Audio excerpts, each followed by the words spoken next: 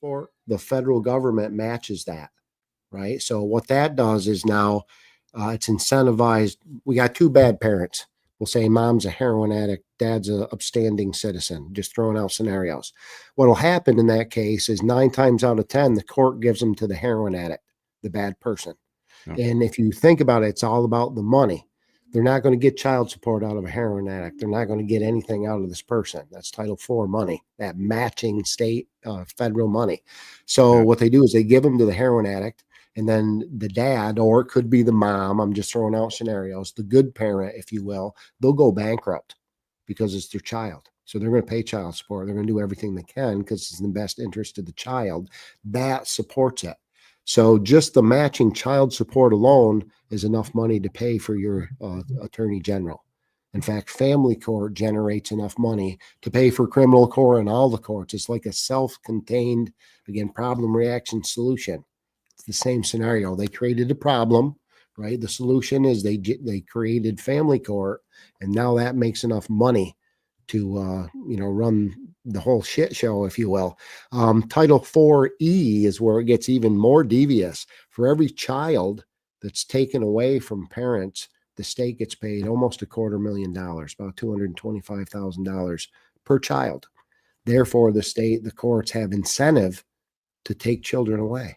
And again, I know Texas passed laws that actually you have to rule judges, counselors, lawyers. Again, we've connected the drug dealers to the prosecutors, the child advocacy centers, the foster care system. A lot of times when they take children, they can't just throw them into the foster system. They'll get lost. So they have placeholders already there waiting with your child. So opioids is another huge part of this. Just an addict, just a junkie, right. We go through that. Those people were set up. Those people are part of this. Again, I mentioned the EIN numbers, all these matching. We've been racketeered, right? Racketeering. Those are finally starting to hit now in Vermont state. What was the word?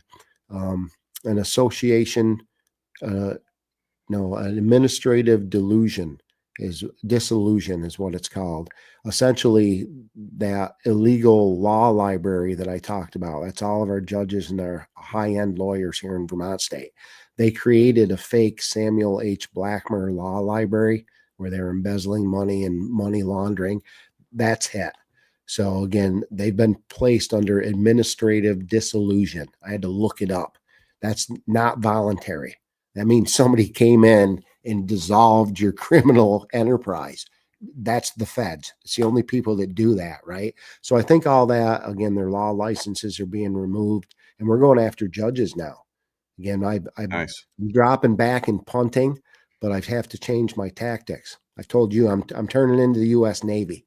I'm going to send 5,000-pound rounds, but they're going to be from 50 miles out, hopefully from an undisclosed location. So I plan on doing a lot of my fighting now, I guess, on paper. I still continue, plan on doing, podcasts and going through that. But the evidence that we have is so overwhelming. Unfortunately, it comes back to no prosecution and no enforcement. So I give it to you guys, the people, so you can make your own discernment. And it's so over the top. We caught them so cut and dry now.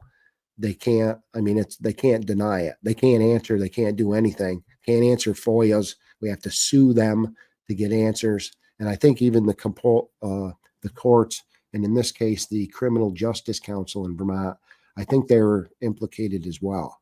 So we're hoping these guys investigate, charge, and prosecute themselves. We're right back at that same catch-22. I don't know if that's going to happen. I hope it is. I think it is. But just in case, I give it to you guys. Yeah. Yeah, that family court stuff is a mess. I remember a buddy of mine, his last name was Patton, and he had a son.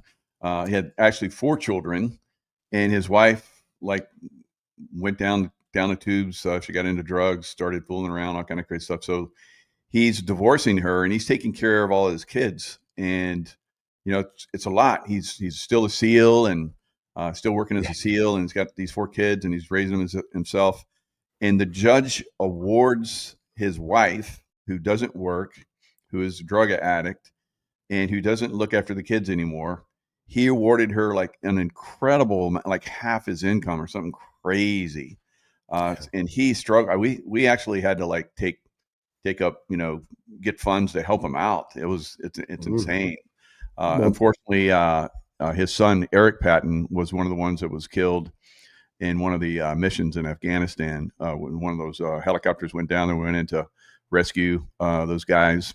So it's a mess. The it's the family court defense system. attorneys. Yeah. It's the bar. The people, the defense that are supposed to help you are part of it. So I'm telling you, it's like the plea deal. Everybody gets paid, not just the prosecutor and the judge. It's the guy that's supposed to be, the first time the judge hits the gavel and takes a recess, and your lawyer looks at the enemy and goes, "Hey, are you and Nancy coming over this weekend for golf? And we're going to start the barbecue at 3." And you're like, "What is going on?" It's because, again, George Carlin said it, right? There's a big old club, and we're not in it, Man, right? you And ain't in it. Yep. it's about making money for the system, this self-contained ecosystem that they've designed and made off of our backs, off of our slavery. And what we're finding out is off of our children. I know Arizona lit up as well, right? Arizona, they had those meetings, all day legislative action, where they took testimony. They called out DCF. They called out judges by names. Very hopeful for that.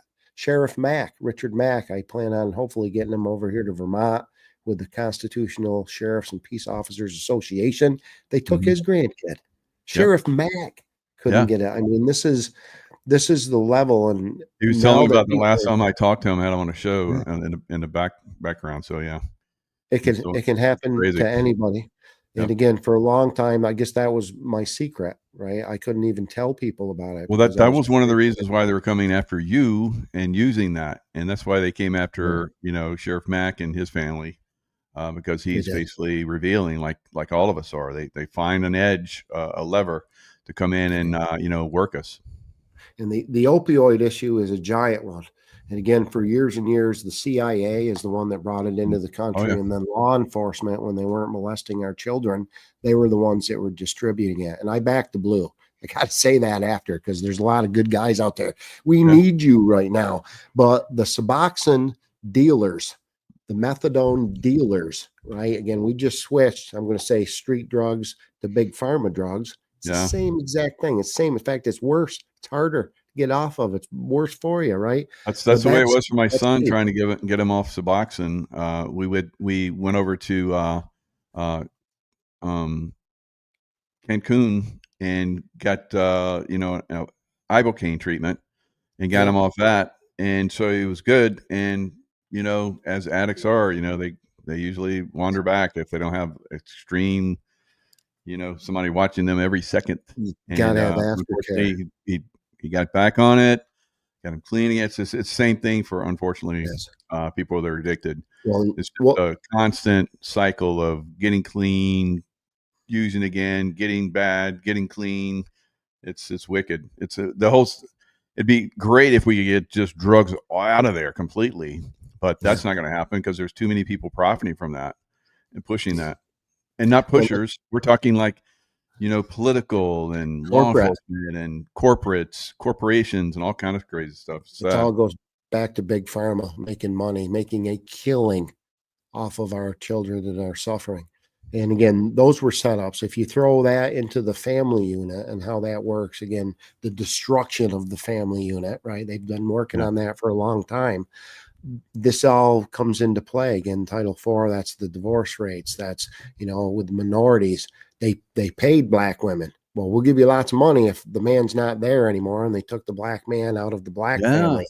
That hurt their thing, right? This was all a They're setup. more successful just staying at home, Yeah. pumping out kids, Well, without a man around. it was a It's setup. sad.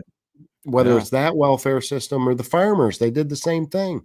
You couldn't hang on to your eighth generation family farm, so you went to, Mm. J.P. Morgan, and he said, "Well, you just need to be a little bit bigger farm, but we've got everything lined up. Here's all the subsidy, and next thing you know, you're driving $1 million tractor. You're not farming anymore. You're slaving, right?" But the Yeah. Suboxone and methadone piece, the Suboxone and methadone clinics all revert our single moms. Again, you get pregnant. Oh my God, I want to better my life. You try to go for help. right? And they all send you to, in our case, Sunrise Daycare, that matching EIN, right? The Yeah. doctors, the judges, the Yep. courts, the methadone, everybody sends you. And I told you that's the screening center here in Yep. Bennington. So you That's got a what my bunch of, son pointed out to me too. He started pointing out, you see where that clinic is, you see where that where I go to do the psychological stuff. They're yeah, connected to the drug dealers because the drug dealers bought them. I was like, that's right. what? Well, the same They that, keep the whole cycle going. It's the unbelievable, the frustrating. guys that are giving you Suboxone and methadone also run the rehabs. Yes, yes. Tell me that's not a huge. They don't want you fixed, man. They want you No, back in the no, no. rehab, back over here. They'll give you more drugs until you're gone. So what they do with these advocacy centers, and again, people are trying to better their lives and get help. They Yeah. go there, and that's just a screening center. What they're really looking for is broke people. And if you're a single addict mom in Vermont, you already qualify. They all qualify on the Mm. poverty level. Yeah. But then they send in an advocate. In our case, again, Amelia Silver was her name. She's, was married to David Silver. That's at Samuel H. Blackmer Law Library. That's the whole political mess. So they come in as an advocate. They buy your first bra. They'll pay your car payment. They'll help you out with the rent. They'll become your best friend. What they're really doing is looking for family. And if your family's broke or you have no family, they're going to come take your kid. That's when they send in the drug Wow. dealer. Yeah. They've already got a placeholder for your child. There's somebody already involved with that, and they send in the drug dealer, and they don't care if mom dies or goes to jail or go to rehab. What happens to your child? That's the Mm. real, just like immigration. What happens to the kids? That's what that's about. And I think that's what we're looking at as far as distraction right now. Whether it's, the worldwide revolution, oh my God, that would get Mhm. ugly quick. Or Now World there's War someone in III. the chat that got clean from Suboxone and fentanyl. There's always someone that gets clean. That's Yeah. how they validate the system. There's a Yeah. small fraction of people that become clean. It's less than Now, 1%. I remember going to I would go with my son to because he couldn't drive and all that stuff because of all the crap he got into. But I remember driving him, and I'm very observant, as I'm sure you are, and dealers all over the place outside the clinics, Oh, and yeah. hitting people up, and it's just a mess. The It's same. A lot of these people, I've seen people actually, I need to break. I need to dry out. My scabs are getting big and I feel like I'm going to die. So I'm going to go to rehab for yeah, yeah, 28 days. And it's yep. just a cleanup. Their plan is to get right back, or the Oh yeah, same. just so I can Suboxone survive long enough to get back on. Yeah, it's just Suboxone is ugly a great cycle. idea if they used it correctly. It's supposed to, you're on heroin, so we're going to get you on Suboxone. You're not going to be able to do heroin now, and we're going to slowly wean you and get you. You're not supposed to be on it for 15 or 20 years, guys. That's what's happening, and people are dependent now. They require it, and I know a lot of people that use Suboxone, and I'll tell you, without it, they are in trouble. Yeah. Right? They are in Oh, yeah. trouble. That sickness. If anybody's seen the withdrawal that goes through that, Mhm. and again, things like I ibogaine, even remember, Kevin, that great. I was going to put my son in a clinic, and they were like, "Okay, what is he? Is he on heroin or is he on Suboxone?" And Yeah, I said, "Suboxone." I'm thinking he's going to be good, and they're like, "We can't take him because we can't clean him up." I was yeah. like, "What?" It's This like is the intent it's with it. Suboxone is more addictive than heroin. We can clean him They up in a few days off of heroin, but Suboxone, they no. knew that, and I think ibogaine, that plant medicine, it's not a cure. It gives you about a 90-day window, but you got to It was have the amazing. He had an aspartame. You got to have the amazing other experience with that. people. Yeah, And again, it works, but it's not a cure. It gives you a break, and then you have to come up with other coping facets than sure. heroin or crack. But this shows you the intent because Mm. old big pharma, and I'm going to use OxyContin, right? OxyContin's ibogaine works on. It works. If you're addicted to oxys, I put you on eyeball, 8 hours, you're done, right? But if you're addicted to heroin, if you're addicted to crack cocaine, 8 hours, you're done. Suboxone and methadone, the new big pharma, doesn't work. Ibogaine doesn't work. So we have to get you off that first. So now instead of having a nation of drug addicts, if they were just drug addicts, we could cure them. 8 hours, boom, you're done. No withdrawals, right? We come up with other code. There's a whole plan in place for you over here and help, coping skills, working classes, the whole bit. But now in America, it's not cocaine and heroin. We're all addicted to fentanyl. Yeah. That's the fentanyl push in America. Everything, even the marijuana nowadays, is laced with fentanyl, right?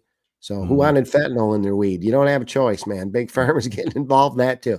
So what happens is if you were just on heroin, we could get it over. But the truth is it's everything's got fentanyl in it in the US Yeah. because your government controls it. You can go to Canada And and get pure I think that cocaine. might be what, killed my son because he was, like, Yeah, clean for almost 8 months, right. and he was telling me, he said he had to, like, meter in fentanyl and just in case he got it with the Yeah. heroin so he wouldn't die. I was like, "Oh my god." And Yeah. so when he No, was clean for 8 months, his resistance to all that stuff is gone. went down. Yeah. And then for whatever reason, he started using it again. It's like he was doing so dang good, but that's the way it works. And I visited him, like a month before, and he was like incredible. At least I thought. And then you know, It's then sad. it's gone. It's just crazy, Well, crazy how that works. I know. My heart goes out for you. In fact, again, I gave you space for that reason. I felt really weird. I got my child back when you lost yours, and again, it's all a shared. I'm going to make myself cry even talking about it, Michael. It was a setup. It wasn't Michelangelo's fault or your fault or any of the people watching if you're suffering from addiction right now. And that's the thing.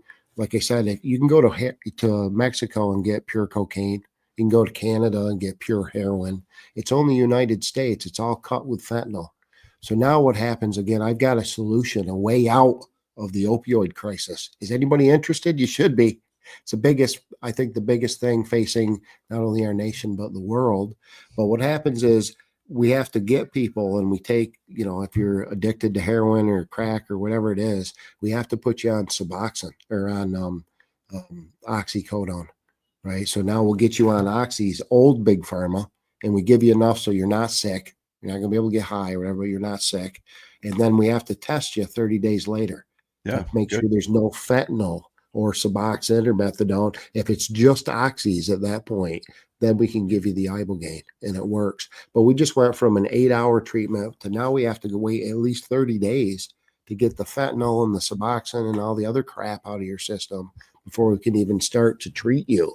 But this is where, again, a lot of my policies, I would call myself a Republican if I was going to pick a title, a conservative, right? If anything. But a lot of my policies are really, really liberal. I believe in needle exchange programs. That sounds crazy, right? But I've seen it. First year in Holland, it removed 1 million needles from the streets. Their kids couldn't go to school because again it was filled with needles, right? But that Mhm. whole aftercare, jobs training, the family support. That's the biggest thing, Kevin. If we could I get know society to that point where it's just it's constant, so easy, Mike. The geez. money's there. Mm. All we Yeah, do I is we know. take I know. existing I know money it's there.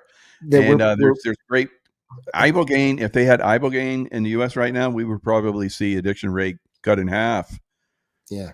Well, you Cut in got to half. do it. And then we That's have where the I said, systems that you're talking about. We could yeah, completely, and of you course, then you can't get do it. rid of the drug dealers because they don't make money anymore. Yeah, So there is a way, but not if we have people that are benefiting from it and don't care. And that's what we're trying to expose. But and it can be done, but it has to be people that are willing to go after the judges, to go after the cops, to go after the politicians that all push this. All of them, I wouldn't say all of them, but very, very, very large portion of them push this I know. stuff.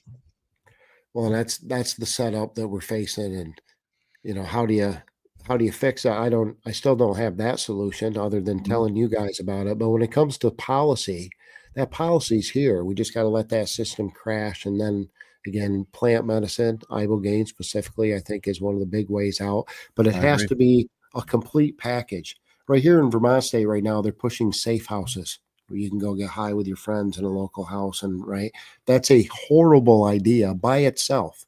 If you Yep, put it those are with all major. these other pieces, then it works. But it's got to be a full. You can't do this halfway, right? And all the people out there watching, imagine like right now, your loved one says, I'm finally sick and tired of being sick and tired. I want some help. and we say, okay, for $800, and if we can find a bed in the next 8 to 10 days, and blah blah blah, in the machine, right? It doesn't work. And then even if we find you a bed, it's a 28-day detox, if that, and we throw you right back in the same circumstances. It doesn't work. We have a less than 1% success rate using Suboxone and methadone. All that does is we get about an extra 10 years out of the addict, but they still die, right? So Yeah. I want solutions where people don't die. That would be really, really cool. So imagine if we actually just gave the people help, real, again, real. I'm talking about 18 months, minimum of 3 months to 18 months, a year and a half of your life with job training and sober living after and all these other components. And what they found is it's actually cheaper. Right now we're paying to, we Narcan you 25 times, send you to rehab 15 times, and we pay to put you in a prison. Eventually we're paying to put you in a box. And our coroners can't keep up, right? And they're making lots and lots of money off it as the population control, and again the luge. This not only affects the addict, but everybody around them. In fact, the closer you are, the more it affects you. So again, imagine hundreds of facilities here in Vermont state where people could actually go. And again, not just the treatment centers and the therapeutics, and again, the mental health care about sober after living and jobs training. We're talking about hundreds of facilities, jobs. I need doctors and nurses, and but I need electricians and landscapers and laborers. And I mean, you're talking about, and then nobody else has done this. It's never been tried in the United States before. I care about my brothers and sisters in New Hampshire and in New York and in Maine, and we're all over the place, right? So we call that a return on an investment. It's another rare word for politics, but that's a return on an investment. That'll actually carry Vermont, I think, into the future as far as making money and dropping these outrageous taxes and going back to living. I think that's what's happening. I hope that's what's happening. And again, we're lighting up the courts involved with that little tiny criminal cop that we talked about on your show. That opens the door. These are the low hanging bottom fruit, right? This cop and the dirty police chief. But wait till you see where this goes, right? That ladder is accessible now, and you guys are going to watch me climb it step by step. The next step, and we're there, is the prosecutors, right? We're going after prosecutors and judges now. So if anybody wants to help me, again, financially, man, I could use some help, and I hate asking, but it's all going to go back to, again, the cause. Everything I do goes back to this cause. This is my life now. Never made any money. I'm fighting for you guys as well, just for you guys. Now I'm out. I got my kid. I'm free and clear. I could be okay. I'm going to be just fine. I guarantee everybody that. But I love you guys and I care. So I'm going to hang around a little longer, and I'm going to try to take out as many of these bad guys as I can. If you guys want to help me, Governor Kevin, hashtag Governor Kevin. So and I appreciate it. I got some evidence, actually. You want to go through some evidence, Mike? Want me to show you some evidence? Yep. And you guys, you can tell me. I'll let you guys decide, right? We spent our whole lives being judged by these people. And image file, see if it comes up. I got to find it. Bear with me. I wasn't quite ready. But we can walk it through, and you guys can be the judge. This is so incredible. I got one. There it is. Make sure that popped up for you, Mike. Yep, it's good. Okay, this is our dirty cop, Mr. Thomas Kebin. And by the way, all of our records that we're about to go through come from one single source, and that is the Vermont Criminal Justice Council and Vermont Police Academy. They are the authority. So this is Mr. Thomas Kebin's work record. You guys can see he started as a Bennington County Sheriff back in 2001, 2002.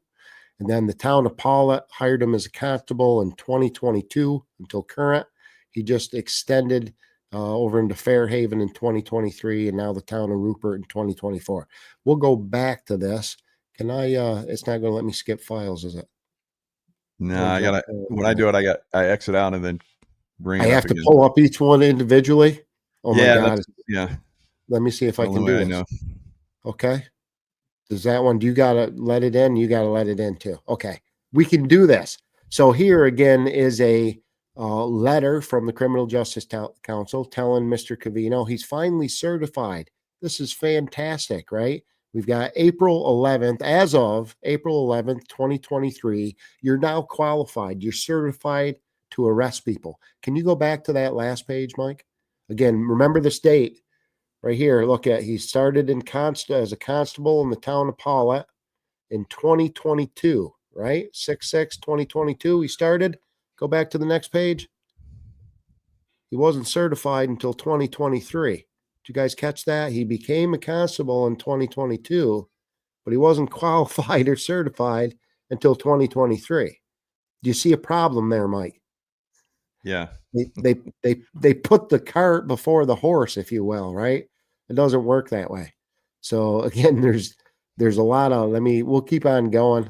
It's going to take a second to do it this way. Open. There's your next one. And this just confirms what we're reading. Again, there it is again from the Criminal Justice Council. Basic training, level 1. He was finally certified in 2023. He was already constable in 2022. But if you remember, the very first start that he had was from a sheriff. He was a full-blown, go back to that first page again, one more time if you could. There's a full-blown deputy sheriff down here in 2001 to 2002, right? You guys just read he wasn't even certified until 2023. How was he a full-blown sheriff 23 years before he was certified? Mike, can you answer that question? They can't answer that question. Yeah, somebody went in and paid somebody or know somebody that made dates go in the direction they wanted to go in. Well, let's check it out. This is going further into his records. This is, again, from the same source, the Criminal Justice Council here in Vermont. And you see back in 2001 to 2002. Can you see my cursor? Can you see it on there? So basically from here down, this guy wasn't qualified for anything. He just barely passed basic training for correction personnel. And then he completed basic training for a part-time officer in 2002. If you look, he didn't even take a psych evaluation. That's an MMPI. You guys will see it's the fifth line down. 1, 2, 3, 4. Yeah, fifth line down.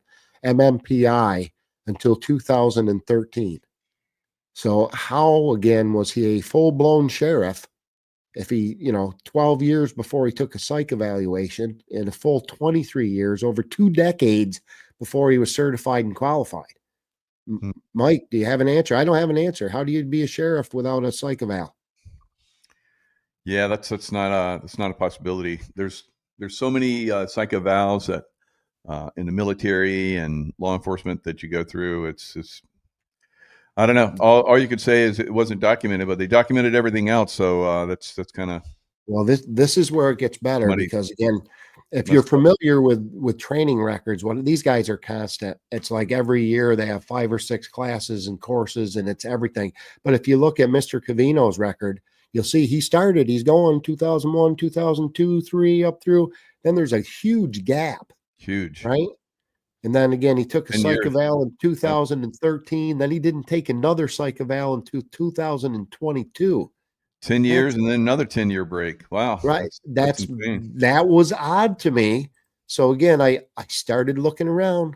What do you know? Let me send something happened there. I said, there's got to be something that's holding that up. And if you want to share the next slide, that would be an abuse prevention order. I don't know. Did you see that slide? I sent one over and you got another one to pull up. Yep. There it is. There it is. So again, over in New York State, they call it an OOP, an order of protection. So you'll see if you zoom in, or you can see it's 2016 is the date of that. So what happened is, again, he had an order of protection, or we call it an abuse prevention order here in Vermont. So again, this is a domestic. Somebody needed protection. New York is really, really hard on you. So New York, they have tough gun laws. The last box on this order of protection says Mr. Kebin can't have guns. So this is a 5-year term in New York. So in 2016, right, he was issued an order from the court, said he can't have guns. This is a federal thing. to 5-year term. And then when that ran out, when that expired in 2021, the judge renewed it, which would tell me there's still an issue, there's still concern, someone still needs protection. It also tells me extended to 2026. So Mr. Thomas Kebin cannot have firearms. But here in Vermont state, we give him firearms and badge. Can you even imagine? And hopefully people can see the danger in this. And I don't know if I got two Somebody knew more. somebody that wanted to use him and put him in a position where he could be used. Right. And I just added Mr. Kebin's actual mugshot. If you want to share that, we'll show people what this guy looks like. All right, so let me, for some reason, there it I is. got two more that I sent over. We got to let people know, because again, in the town of Fairhaven, Vermont, Paulet, Vermont, Rupert, Vermont, and Bennington, Vermont, in the last 23 years, if you've been harassed, targeted, pulled over, ticketed, arrested, incarcerated, hospitalized by Mr. Thomas Kebin, he was impersonating a police officer. That was a wrongful arrest, and you're entitled to compensation. And the town knew about it. It's even better. So again, I think this bankrupts at least 3, if not 4 towns in my state. So somebody's got a lot of explaining to do. So you can't pull up any of them, Mike? There's Nothing another now. one. It's like it froze. I don't know what happened. Of Maybe I course it overloaded did. the system. All right. Well, if you want to take us out of screen share, I can tell you the rest basically by memory. But essentially, what happened in 2023 is we had the constable named David Ricard in the town of Paulet, Vermont. He signed off on Mr. Thomas Kebin. He said he did a background check, they did a polygraph, they went through this whole, process, if you will, just again, that he was certified to be an officer. That's when he became a full-time officer in Fairhaven, Vermont. That's when what basically happens, the Criminal Justice Council, you get a piece of paper from an authority that said, I did a background check and I signed off. They send it into the Criminal Justice Council and you become an officer. No one ever goes back and looks. No one ever goes back and verifies and checks. They took that officer's word for it. So we tracked down again, the piece of paper that was a sign off. The constable named David Ricard in Paulet signed off on Thomas Kebin in 2023. That's when he was able to become a real officer in Fairhaven and whatnot. But the problem is right on your screen, Mike. You don't have to be a judge. You don't have to be a police officer. I'm just going to ask your audience in general. Can you pass an NCIC criminal background check with an abuse prevention order? Is that possible? The answer is no. That would come up. So it told me that there was no background check. And here's something else. You can go in and look on the back doors. If I was going to go in and do an NCIC check on Michael Jaco, that's protected information. It's personal information about Mike. So not everybody can do that. I would log in, and Kevin Hoyt did a background check on Michael Jaco on this date, and everything is noted. We can go back and look. Nobody ever did a background check on Thomas Kebin, obviously, because he couldn't pass with an abuse prevention order. And that's just the beginning of his criminal record, but it's an obvious one. So I went over to Mr. David Ricard, and I said, Dave, I think, is a good guy, by the way. He was a fan of Kevin Hoyt. He followed my show. He liked me. Took him about 3 seconds to throw the other guys under the bus. So I went, Tom, Dave, how did this happen? How did you? And he was very clear. He didn't do a background check. It was done by the police chief, Bill Humphreys, in Fairhaven. Bill did the background check. So he just signed off on it. Then Dave had a heart attack and retired, right? That was, I don't know, a year ago.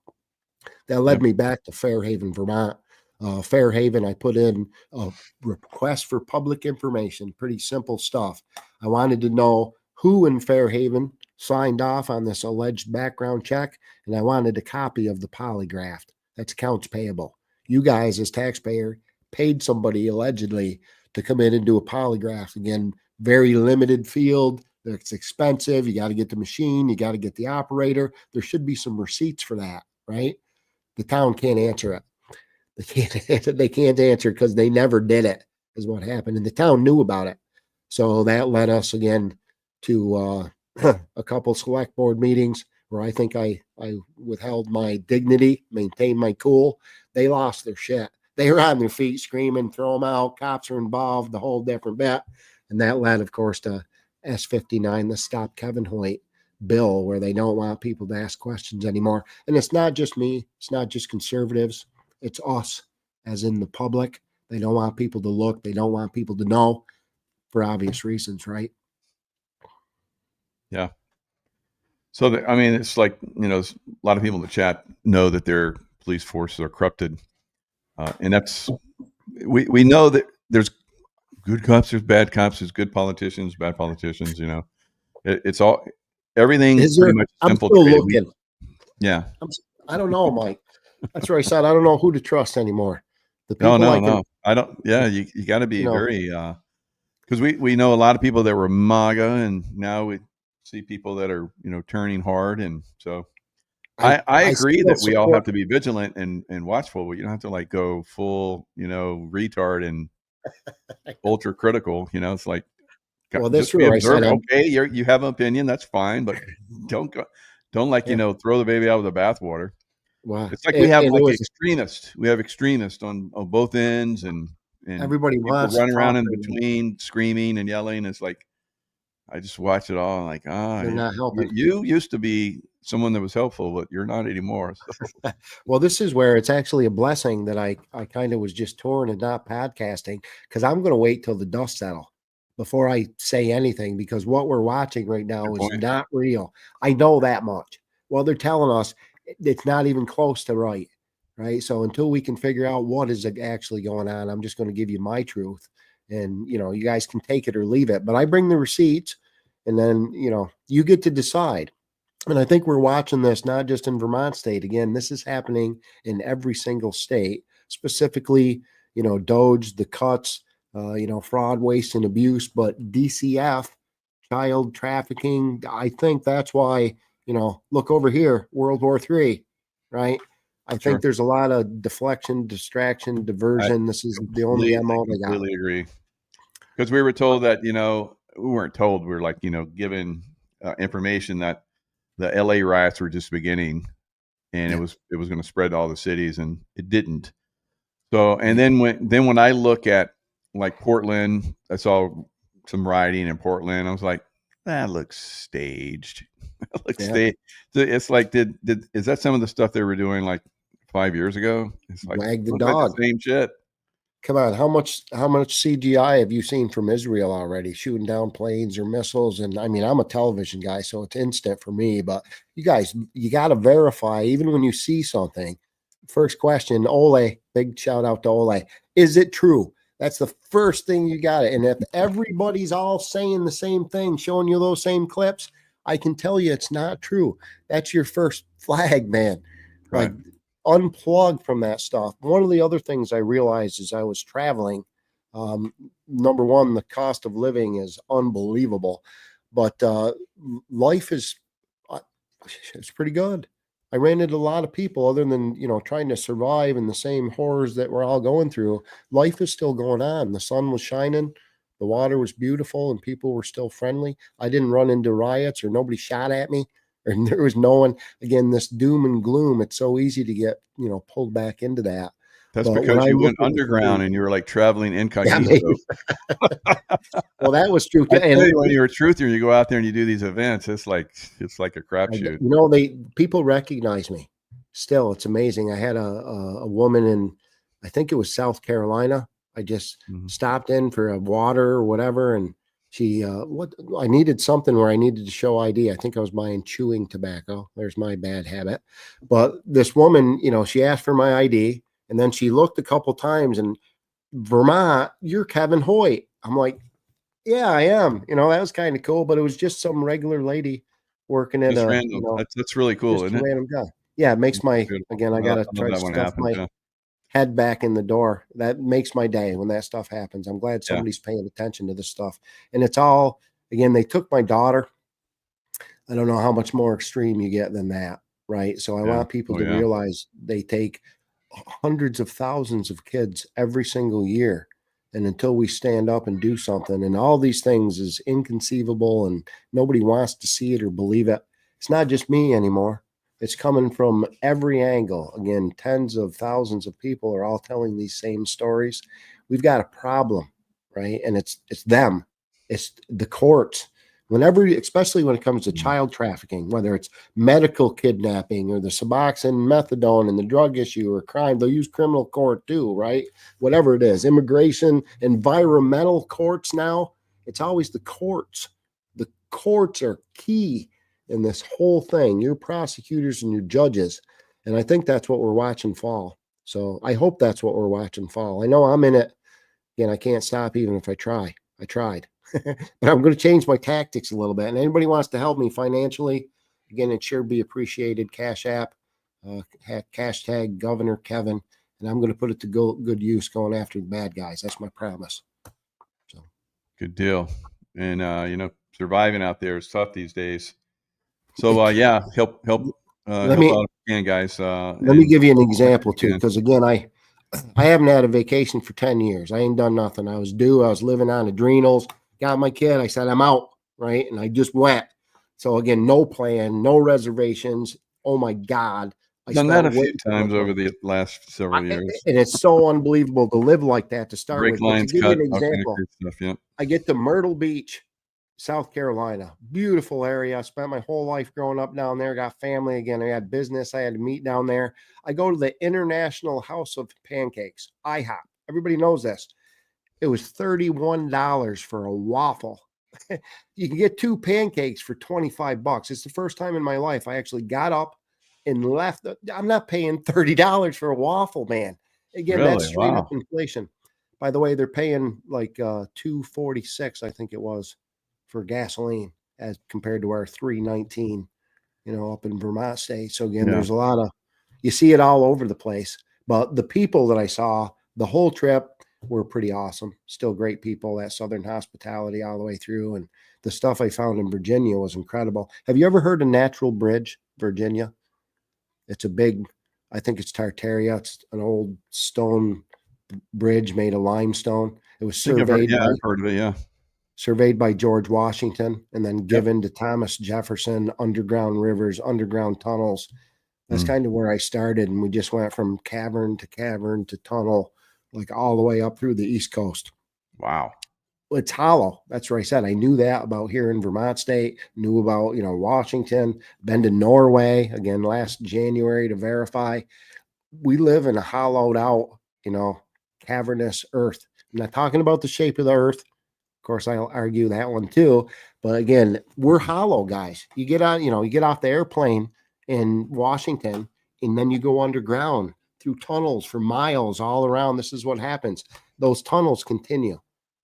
That one in Norway, again, I'm driving at 60 miles an hour for 20 minutes underground, Yeah, going that was under amazing. fjords. And there's side chutes with big padlocks and chains. They go somewhere, man.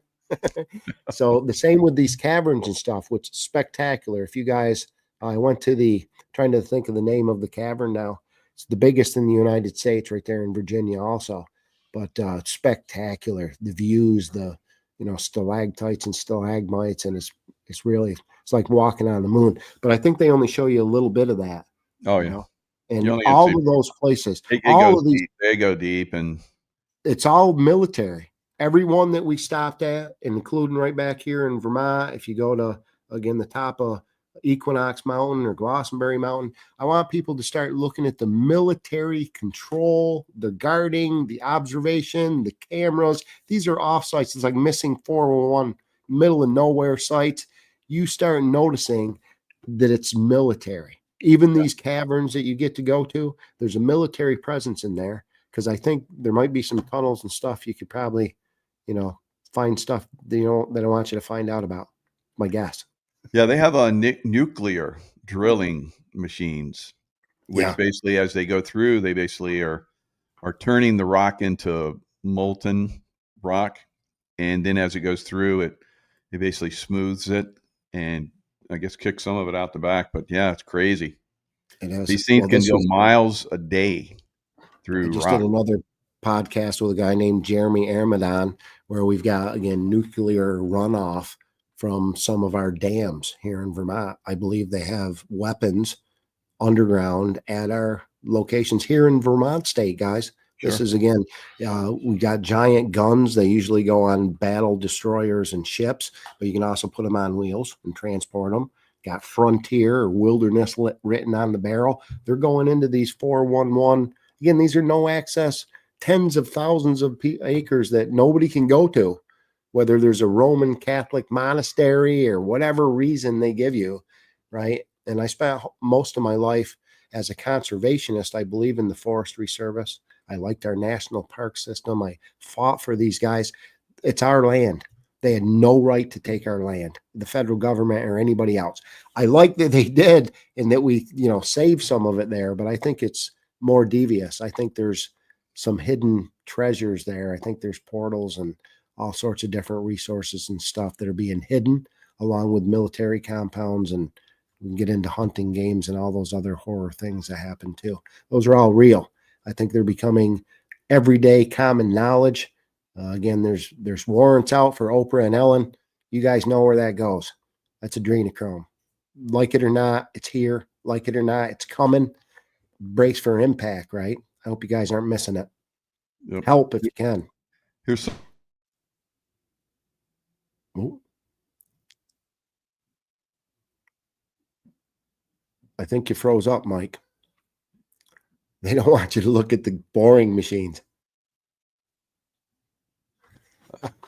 Guess they didn't like that. They just we just went offline for a second. I was gonna say, I saw you. All right, I'm gonna drop that out of there. I don't. It's God. Back to Elon and his boring company. Yep, right? Exactly. No, that's what I'm saying. I think, again, as far-fetched as it is, I think we live underneath the firmament. I think during Project Dominic and Project Fishbowl, they tried to blast through God's firmament and failed. And now Elon and his boring company are trying to drill through the bottom. That's your crazy Kevin conspiracy theory for the day. You guys prove me wrong. Right? In fact, this is where you go into the esoteric. We talk about these arcs, these giant crystalline spacecraft that they're finding all over the world. That's real. From the Bermuda Triangle all the way up to the one in Ukraine, 2 miles long. In fact, that's how they found that, is they hit it with a boring machine. That's about a $2 billion with a B, $2 billion piece of equipment. So they broke their boring machine. We talk about all that stuff. We'd have all those people on. We talk about all those all over the world. I think that's first time I'm ever on stage with, again, Christiane Northrup, right? Dr. Northrup, high reveres. This woman is incredible, right? So we end up on stage. We're the main stand up, and I look over and I'm on stage with like all these incredible people. It's what an honor. She goes right to reptilians. Didn't even hesitate. Like, boom. I'm like, you go get them, girl. Yeah, she's like, they dissed her, and she's okay, I'm revealing everything now. So. No, full-fledged. And I think that's all coming out. So as crazy as some of these things sound for your viewers, I know they sounded crazy to me. And that's why it's the story that can't be told. Remember the beginning of the Q movement way back when? That's what they told me. It's the story that can't be told. And that pissed me off. I'm like, just tell me, man, I can take it. But I get it. You have to look. Thing, yeah. Well, and if you don't look yourself, you gotta do your homework, man. You're not going to believe me. I sound like a crazy. I mean, I can't argue that this sounds absolutely crazy, but if you look, that's why you have to look. If you guys invest your time and look, you make your own decisions. I just want to give you the right information, or at least my information. You guys get to decide if it's right or who you want to believe. I hope you're not believing them anymore. They lied to you. I know that much, right? So I'm trying, but I don't know all the answers. I still have no idea what I'm doing. I still don't want to govern anybody. I got the policy. I got some solutions. We just got to get rid of those guys first. So hopefully a few people start standing up, and that's the direction we're going. I think that's what we're watching. Yep. All right, Kevin. Thanks so much for coming on. It's great to see you. Great to have success. Good to catch up. All right. Yeah. Tell Tracy I said hi too. I miss you guys. Good luck. All right. Later.